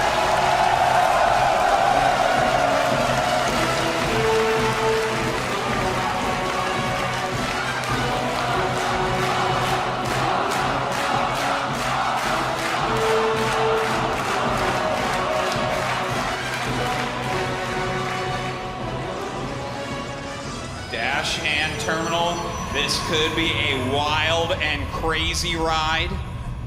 It's hard to say exactly what these guys will go for. A lot of mind games can come into play. Of course, they're very close by air. We could see that Stargate play. We could see Phoenixes again here from Lobao. You know, there just are not other, there's no other StarCraft 2 maps like this. You're very close. As you can see, by air here, but there's also all this space, you know, in the bottom left side of the map you can play with. There's gold bases. It's a very interesting map, and I don't know how often these two have, you know, practiced on this map specifically, or what strategies they've prepared for it. You know, I have to echo what you're saying here. I think that what we're going to see is very aggressive play out of both players because they haven't probably played many late game Protoss versus Protoss matches on this map. It's just not a map that you see. It gets vetoed all the time. I can't stress that enough. So this is the map that everyone has the least experience on, which means this is probably going to get down and dirty. This is going to be a really interesting learning experience because you normally have maps that the guys have had a little bit more experience on. So we might have a strat we've just never seen and may never see again here. There's so much on the line. We are so close to crowning a champion. I mean, anything could happen. Yeah. Well, right now, both of them going for those mothership cores. Of course, those can scout very, very quickly across the map and see what your opponent's doing. A little probe scout here from Mana. Of course, he has been the one that has been probe scouting against Lil Bao, who has given up on probe scouting a very long time ago. And as you can see, with the location here, it's very easy to come in here with the mothership core and just peek at what your opponent's doing. Now, one thing I look at when I see this map, and I think, I wonder if you'd ever want to utilize, you know, this bottom-up location to just hide tech of some sort. Well, you know, definitely could be the case. Like, if you want to go Dark Templars, no one's going to scout down there. And actually, I think we might be having just that. Yeah, it could be. Mana sending a probe out into a kind of funny location here. We'll see what he wants to hide. Oh, you know what? He's checking for just that. Oh, see it if could there's any be. hit pylons or anything like that. And hey, he could go ahead for something himself. We do have Twilights going up for both players here. Blink getting started immediately for Lil Bao. But we have Blink for Mana as well. And there you have it. It is Blink. So both players doing mirror builds here. We'll have to see. Does someone want to make a Nexus? Does someone want to make a Robotics? These are the different branches that they can go down from here. And of course, when you're this close together, it's kind of funny. The mains are the point that might be the most vulnerable, right? Warp Prism, Harass, anything like that. But as they expand, if they do take the gold bases, that would be interesting too. You see that's outside and in between them as well. But you can also just keep expanding away from your opponent, which is sort of interesting. Normally, when you're expanding, you tend to be getting a little bit closer to your opponent. That's right. Well, right now we do have Mana actually going for the fast Nexus here. Both of them getting Robos, playing that little bit of safety to be able to get that Observer out. And I think that Mana's going to be very happy to see that he is the only one going for an expansion right now. That could give him an edge unless Lil Bao decides to go and get aggressive right away. All right, as you can see here, just going to be checking around here with his stalker, trying to figure out, okay, what exactly is my opponent hiding, if anything, over here. Now he's going to be able to come in here, take a peek, and see the Nexus warping in. Yeah, and when he gets there, he's going to see it's about halfway done. So he's definitely going to want to go and take his own look at that Mana, throwing down a pylon, delaying that Nexus. He knows his opponent wants to take it. This slows him down and shows what units that Lil Bao has right now. That was a nice move by Mana. Well, as you can see here, Blink is now done for both sides. These guys had some fantastic Blink fights when it has come down to that. And I think we're going to see Lil Bao, he's been pretty effective at being the aggressor when it came to the Blink Stalkers early on. It looks like he wants to do just that right now and try to come in here and punish this. Well, he does have a slight Blink Stalker advantage, but with that Nexus up, a Nexus Cannon can go down here. Starts to push forward, putting some damage on that Nexus. We're going to have to see Mana actually react to this pretty quickly. Does come down with his own Stalkers. Of course, both these players do have Blink at the moment. And we're going to have a few more warp-ins here. Some more Stalkers going to come down here right now. And I wonder, will Lil Bao just stick with the mass Stalkers for a while? He really likes to do that. He's been pretty effective with it. He certainly has been. But Mana right now, he does have that Nexus up. He's making enough Stalkers this time, I feel like. He's being very careful about this. Before we saw him kind of going into his tech a bit more, and Lil Bao was able to capitalize upon that by making those extra Stalkers and doing some extra damage. But that's not what we're seeing this game. Now the observers come up here. He sees the Nexus is finished. He may try to come in here. It looks like the probes weren't quite synced up there at that expansion, so only a few are actually here. The rest have returned to the main. He's going to come up here now. He's attacking these Stalkers. Nexus Cannon was activated. All right. And he does lose one Stalker back there, so good hold there by Lil Bao. Yeah, pretty close on both sides here. You can't really attack into that Nexus Cannon if you have the same amount of Stalkers. It just deals way too much damage. So I'm not sure if Mana will go again, but it looks like he is posturing. Lil Bao, though, actually in the Stalker lead by 1. Do you think he wants to just use that for Guardian Shield and Stalker versus Stalker coming up here? Or, it's also a smaller little area between the Nexus and the ground below it, so maybe he could get a 1 or 2 force fields on as well? If he uses a force field and Guardian Shield, that's going to be fantastic. There we go. We do have that Guardian Shield coming up. Oh, a good concave by Lil Bao, though. Mana may be in some trouble here. It looks like Lil Bao with this great concave and 2 more Stalkers starting to deal a lot of damage to Mana. As we've said many times before, the concave usually beats the convex, and there's just not enough room to maneuver around right now for Mana, as he's going to go and try to back up now. And so many Stalkers have been gunned down. Lil Bao will be making a beeline down here to the center right in an attempt to go possibly for a kill move. I'm not sure what Mana can do. Mana's in a lot of trouble right now, and he's down by 5 workers. He's down by 11 Stalkers. When you're down by 11 Stalkers at this point in the game, there's almost no coming back. Let's see it, Lil Bao pressing forward. He wants this win. He wants to go to BlizzCon. Mana with paltry forces trying to hold on, and Lil Bao looks like he may have too much. He's coming in now. The Stalkers are going up the ramp, but there's really nowhere to run, nowhere to hide. As Lil Bao enters the main, there is nothing he can do. GG! Lil Bao is your WCS Premier League champion!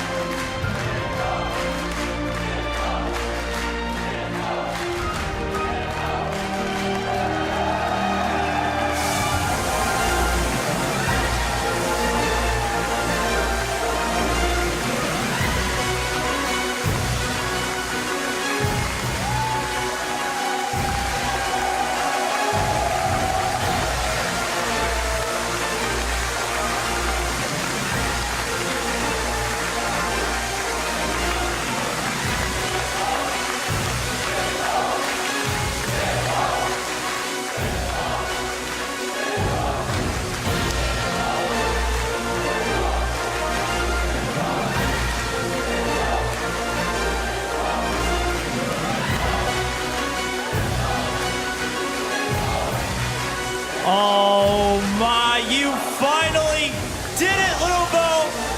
Since the beginning, this young man has been saying, I don't want to just be top 4. I don't want to just be pretty good. I want to be the best non-Korean, and he finally wins the WCS Premier League. Another big round of applause for Little Bo. And I have to ask, how does it feel to have reached that goal of yours since the beginning? I don't know how to put words on this. It's just like a dream. I don't even know how to explain how I feel. I totally understand. I mean, this is that moment you've been waiting for, dreaming about, like you said.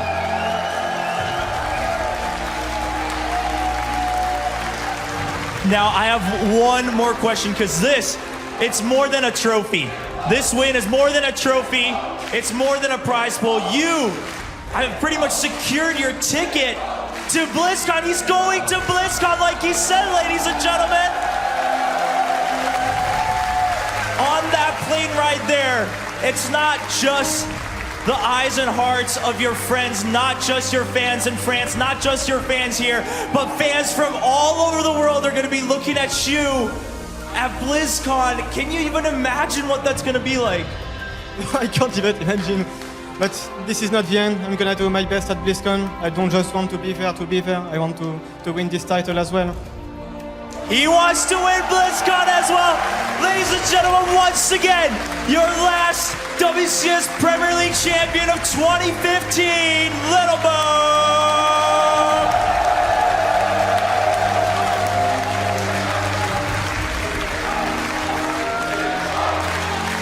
An emotional victory for Lil Bo. After all this work, he's got what he finally wanted. He's the champion of the WCS. He is representing France and the rest of the world outside of Korea at the global finals. He makes it to BlizzCon. And the WCS is such a difficult tournament, a difficult road, especially to qualify for the global finals. He's made it. Roddy, it's been an absolutely wonderful performance. Todd, these past 2 seasons, watching Lil Bo getting to the finals in Season 2 against Hydra, failing, coming back to Season 3, and nailing it this time around. He's grown as a person, he's grown as a player, and we got to witness this firsthand here with him just improving series from series and playing better and better every single time we saw him. And this really is the perfect conclusion here to his progression. StarCraft hasn't seen something like this in a very, very long time. The last person to do something very similar to this, but never actually did it, was Stefano, who got to the finals in 2013. But it is Lil Bo today. A lot of the crowd respecting Mana, of course, and you can't forget about him. Top 2, a wonderful performance. Absolutely, a dream weekend, Sean. A dream weekend for all of us who love StarCraft, who love to watch it, who love to play it. What Lil Bo did here, I'm actually stunned by it. You know, runner-up last season, and this season, it's not just the fact that he won, but it's also the fact how he won. Defeated 4GG in the round of 16, defeated Jaenong, defeated Hydra in the quarters. I mean, come on, can it get any harder than that? Name anyone that he didn't defeat. And you know, the scariest thing is, in my opinion, Sean, is that as crazy good as Lil Bo is, and as crazy amazing he's been in this tournament, I feel he can even be better. I don't think that this is his skill ceiling. I'm not surprised that he says what he says about BlizzCon, that he wants to go even further, try and win there. I think Koreans better watch out for this guy, because there is a new French kid on the block, and he wants to, I guess, follow Stefano's legacy here and try and do well in worldwide events. I have to agree. I really like that.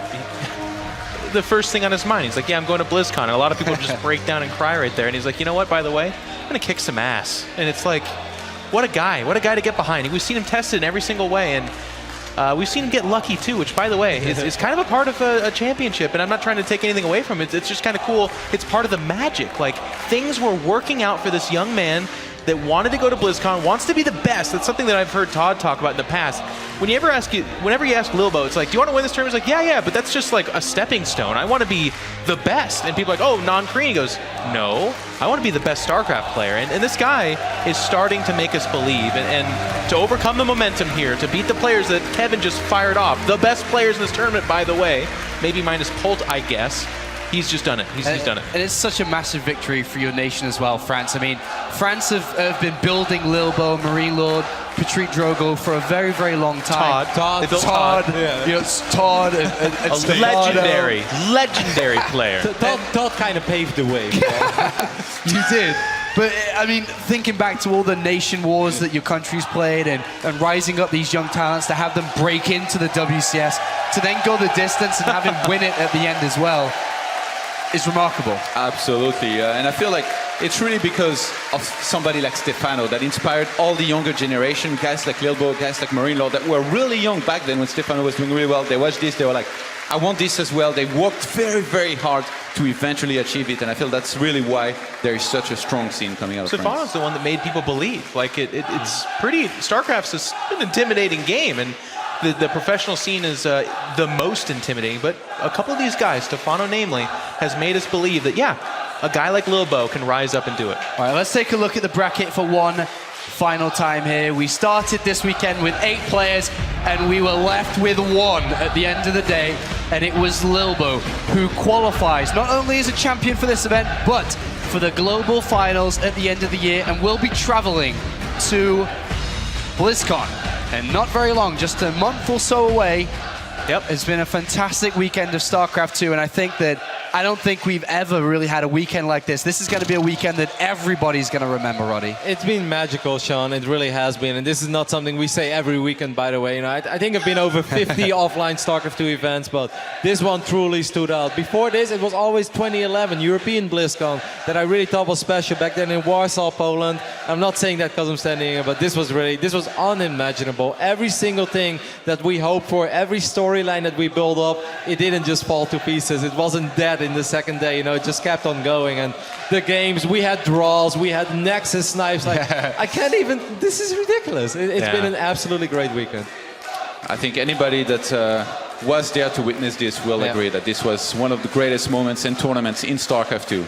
And again, I know we said that a bunch, but no. I know. Really, like, guys, I'm not going to mean forget it this time, though. Esports history was made. Tasteless. Well, it was made. I love pushing forward in the future. Like, we've got this young generation. Like, okay, you know what, Lilbo? Let's stop talking about him for 1 second. We had a bunch of guys, Zanster, man is 21 years young. We have a great generation of players coming on up. And we just had it announced that, you know, after BlizzCon, which is going to be an amazing tournament, we're heading into Legacy of the Void. And what a way to get in there. Patreus, Kung Fu Panda, some of the names that really impressed this tournament as well. Yep. And that's what we've seen all year long in 2015 is the rise of these younger talent. Roddy, final words before we wrap this up. Yeah, one thing that truly stands out, we're not hyping these young talents because they actually won a couple series, you know. It's something we often done about. Those are great results. It's the way how they posted those results. Patreus is armies control, you know. Zanster is mechanics. Those guys are impressive for more than just their results. They are impressive for the way that they play, and I think that's something that I will truly take away from this weekend. All right, thank you very much, gentlemen. It's been excellent working alongside you all weekend. I hope you guys in the crowd have enjoyed this weekend. It's been a lot of fun from us coming to Poland. I hope you've enjoyed it on stream as well. But the WCS for 2015 is not over yet. The next stop for last-minute points is DreamHack Stockholm, just a couple of weeks away. And then, of course, it all rounds up at the Global Finals at BlizzCon, where Lilbo, after today, will be present. We'll see you there.